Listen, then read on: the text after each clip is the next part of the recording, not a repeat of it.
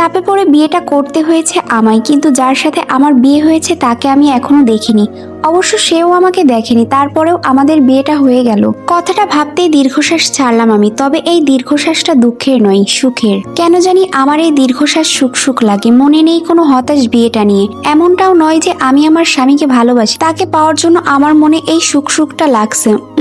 এমন কিছু ভাবাটাই ভুল, কারণ তাকে আমি ভালোবাসি না, আর কখনো ভালোবাসতে পারবো না। ভালোবাসা অর্থ আমি জানি না, কখনো ভালোবাসা কি তা নিয়ে চিন্তা করলে আমার নিজের মাথা খালি হয়ে যায়। তাই খালি মাথা নিয়ে আমি যাব অন্যকে ভালোবাসতে? আমি কি পাগল নাকি?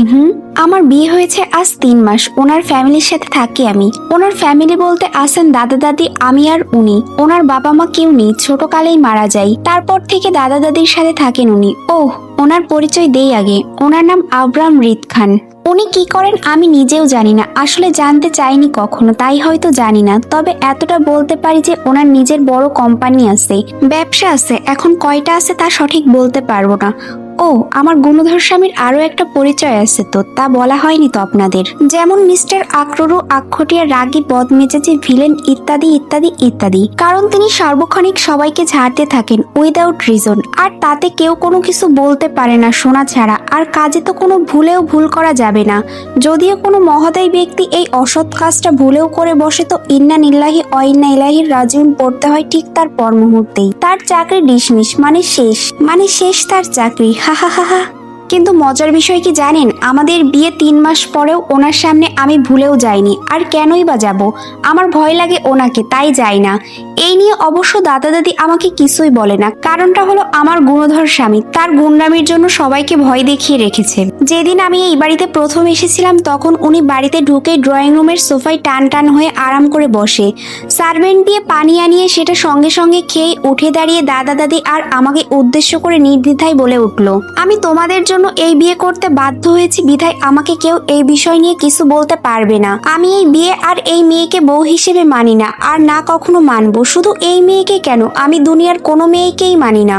মেয়েদের সঙ্গ পছন্দ নয় আমার, সেটা জেনে তারপরেও আমাকে বিয়ে করালে। এখন তোমরা এই মেয়েকে নিয়ে কি করবে সেটা তোমাদের ব্যাপার, আমার কিছু যায় আসে না। এই মেয়েটা নিজের মতো করে সবকিছু করতে পারবে, যা খুশি তাই, যেখানে খুশি সেখানে যেতে পারবে। আই ডোন্ট কেয়ার, বাট আমার আশেপাশেও যাতে এই মেয়েকে না দেখি। It's the clear. গুণধর স্বামীর প্রতিটা কথাই ছিল ভীষণ ক্ষিপ্ত, তাই সামনে থেকে ওনার দাদা উদ্বিগ্ন কণ্ঠস্বর ভেসে এসেছিল আমার কানে সেদিন। তিনি বলেছিলেন, রিত তুই কিন্তু বেশি বেশি করছিস এবার। মেয়েটা করছিস কেন? সে তোর বউ, আর তোর ওকে মানতে হবে। সবাই যে এক হয় না সেটা নিশ্চয়ই মানিস তুই। অতীত ঘেটে লাভ নেই, বর্তমান দেখা উচিত তোর। আর তোর বর্তমানই হচ্ছে এই মেয়েটা, তোর তাকে।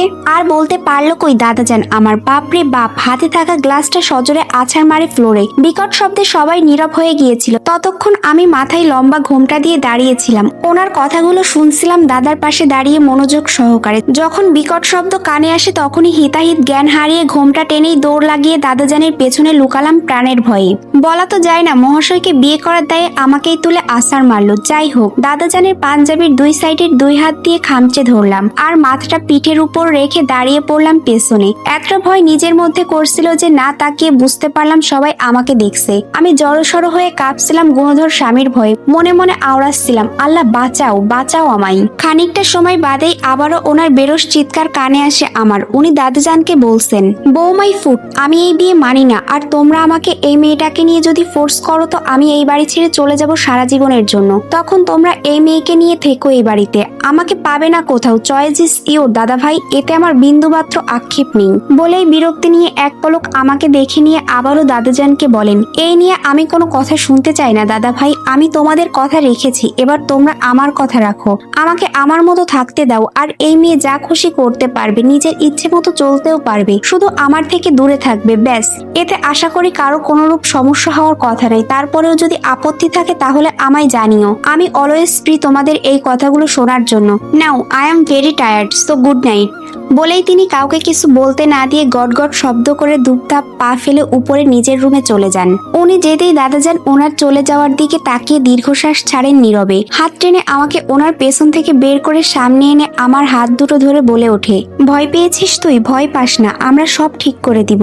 আমরা আছি তো তোর পাশে। হৃদ একটু রাগী, কিন্তু কাউকে ভালোবাসলে সর্বোচ্চ দিয়ে তাকে আগলে রাখে। তুই দেখিস দ্রুত সবটা ঠিক হয়ে যাবে, তোকেও মেনে নিবে। তারপর দাদাজান কাজের লোক দিয়ে আমাকে সহ আমার জিনিসপত্র উপরে একটা রুমে পাঠাই। বাকিরাও যে যার রুমে চলে যায় খানিক বাদেই। আমাকে রুমে দিয়ে কাজের লোকগুলো বিদায় হতেই সাথে সাথে ঘোমটা ফেলে লাইট অফ করে কান্না করতে লাগলাম। উনি আমাকে বউ হিসেবে মানেন না, এই জন্য কান্না করছি না, বরং কান্না করছি উনি আমাকে সবার সামনে এতটা অপমান করলেন তার জন্য। আমার দোষটা কি ছিল? আমি ইচ্ছে করে বিয়েটা করিনি, পরিস্থিতির শিকার হয়ে বিয়েটা করতে বাধ্য হয়েছি কেবল। তাই বলে আমাকে জানাই তাই শুনিয়ে গেলেন লোকটা। কান্নার বেগ বাড়লো আমার। একটা সময় কান্না করতে করতে ঘুমিয়ে গেলাম খাটের এক কোনায়। ও আগে পরিচয় বলি, আমি রিক্তা ইসলাম মায়া। আমার পরিবারের সবাই আছে, বাবা মা, আমরা 2 বোন 1 ভাই। আমি সবার ছোট। বড় আপু বিয়ে হয়েছে 5 বছর আগেই, 3 বছরের একটা ছেলে বেবি আছে। ভাইয়া সবার বড়, নিজের পড়াশোনা কমপ্লিট করে নিজের ছোটখাটো একটা ব্যবসা দাঁড়ানোর চেষ্টা করছে। আমি ইন্টার পাস, এই বছর অনার্স ফার্স্ট ইয়ারে উঠবো। পরীক্ষার পরপরই আমায় বিয়ের পিড়িতে বসতে হয়েছে। যাই হোক, বাকিটা না হয় পরে বলা যাবে। সকালে ঘুম থেকে উঠে পিট পিট করে তাকাই। ঘুমের রেশ কাটাতে না পেরেই কোথায় আছি সেটা বোঝার চেষ্টা করতেই 1 মিনিট পর গড়গড় করে সবকিছু মনে পড়লো আমার। মনে পড়তেই চট করে চারপাশটায় নিজের চোখ বুলিয়ে নিলাম ভালো করে। রাতে চিন্তায় অন্যমনস্ক, অপমানবোধ আর কান্নার জন্য নিজের রুমটা খেয়াল করে হয়ে ওঠেনি, কিন্তু এখন করছি। রুমটা পর্যবেক্ষণ করতেই অটোমেটিকলি আমার চোখ বড় বড় হয়ে যায়। এই ভেবে যে আমি কোথায় আছি, এটা রুম নাকি অন্য কিছু। আল্লাহ, এত সুন্দর কোনো রুম হতে পারে? এতটা বিলাসবহুল জীবনের সাথে আমি পূর্ব পরিচিত নই। এই রুমের ভিতরের মধ্যে থাকা প্রতিটি আসবাবপত্রে বিলসত্ব। রুমে ভরপুর হয়ে আছে দামি ফার্নিচার। রুমের এক পাশে ডিজাইনার সোফা, তার সামনে দেওয়ালে ড্রেসিং টেবিল রাখা, তার পাশেই কভার্ড, আর দেওয়াল জুড়ে আছে নানান চার্জের পেন্টিং। সৌন্দর্য যেন বেয়ে বেয়ে পড়ছে রুমটির। খুঁটিয়ে খুঁটিয়ে রুমটি দেখার পর উঠে বসলাম। কালকের শাড়িটি এখনো পরে আছি, তাই ব্যাগ থেকে সাদা কালারের চুড়িদারি জামা বের করে গোসল করে নিলাম। রুমে এসে বসলাম সোফার মধ্যে। খানিকটা সময় যেতেই আমার রুমের বাইরে দাদা দাদি এসে নক করলেন। মায়া, আসবো ভেতরে? আমি তাকাতেই ওনারা ভিতরে চলে আসলো হাসি মুখে। আম্মুর শিখানো কথা অনুযায়ী দাদা দাদিকে সালাম করলাম। তারা আমাকে উঠিয়ে সোফায় বসিয়ে 2 জন 2 দিকে বসে পড়লো। আমি জায়গা পেলাম তাদের মধ্যস্থানে।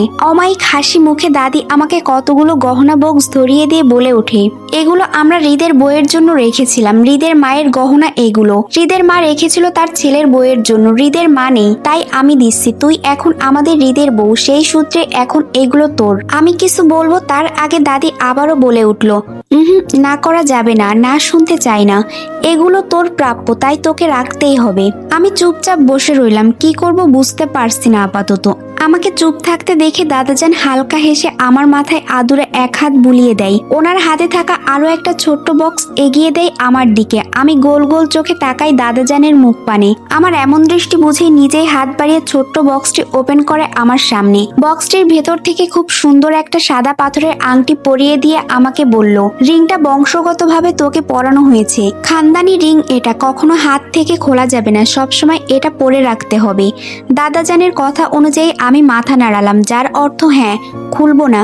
পাশ থেকে এবার দাদি আমার মাথায় হাত রাখলেন। আদুরে হাত মাথায় বুলিয়ে আদর করে বলে ওঠে, শোন মায়া, হৃদ যেমন অধিকার নিয়ে এই বাড়িতে আছে, তোরও ঠিক সমান অধিকার আছে এই বাড়িতে থাকার। বিয়ের পর মেয়েদের ঠিকানায় স্বামীর ঘর হয়, তোর ঠিকানাও হৃদের ঘর, এই বাড়ি। তুই তোর ভালোবাসা দিয়ে সবাইকে আগলে রাখবি। এই ঘর সংসারটা তোরও এখন, তাই ভালোবাসা দিয়ে নিজের স্বামীর মনকে জয় করতে হবে। কাল রাতে হৃদ যা বলেছে তার জন্য আমরা অনুতপ্ত। হৃদ উগ্র মেজাজে, সহজে সবকিছু মেনে নিতে পারে না, তাই তোর ওকে বোঝাতে হবে বিয়েটা মানে কি। তারপরেও আমরা হৃদের সাথে কথা বলবো তোকে নিয়ে। একটু সময় লাগবে, কিন্তু দেখবি সব ঠিক হয়ে গেছে। আমাদের উপর একটু ভরসা রাখ। এতটুকু বলেই থামেন দাদি। আমি নড়ে চড়ে বসি, কিছু বলতে চাই দাদা দাদিকে, নিজস্ব মতামত দিতে চাই তাদের। তাই দাদি আবারও কিছু বলার আগেই আমি দাদিকে থামিয়ে দিই। হাত বাড়িয়ে দাদা দাদি 2 জনের 2টি হাত নিজের হাতের মুঠোয় নিয়ে আস্তে করে বলে উঠি আমি, বিয়েটা কিভাবে হয়েছে বা কেন হয়েছে তা আমরা সবাই জানি, তাই সে নিয়ে আমার কোনো কথা নেই। কিন্তু ছোট্ট একটা আপত্তি আছে,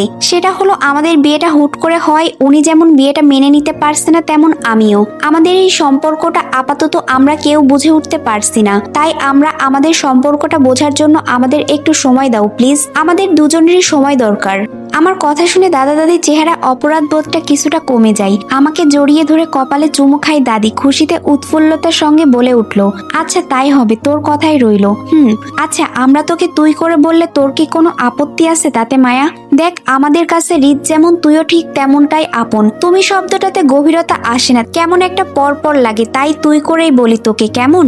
আমি ধীরে মাথা নাড়িয়ে আবারও সম্মতি জানিয়ে বললাম, তুমি আমাকে যা খুশি ডাকতে পারো দাদি, আমার কোনো আপত্তি নেই। পাশ থেকে দাদাজান খানিকটা অভিযোগ সুরে বলে ওঠে, আমাকে কি কারো চোখে পড়ে না, নাকি দেখতে চায় না কেউ, কোনটা? দাদাজানের কথায় মুহূর্তে ঠোঁট প্রসারিত হাসলাম আমি। দাদা দাদির সাথে আমার পূর্ব পরিচয় ছিল আগে থেকেই, আমাদের বাসায় প্রায় যাওয়া আসা করতো তারা, সেই সুবাদে আমার সাথেও তাদের সখ্যতা ছিল বেশ। আমি সেই সূত্র ধরে এবার দাদাজানকে জড়িয়ে ধরে বলি, তুমি তো আমার দাদাজান, আর জানকে চোখে না পড়াটা ঘোর পাপ, বুঝলে? আমি তোমাকে দাদাজান কেন বলি জানো? কারণ দাদা শব্দটা মাত্র ফর্মালিটি রক্ষা করার জন্য বলে থাকি, তুমি কিন্তু আসলে আমার জান হও, বুঝলে?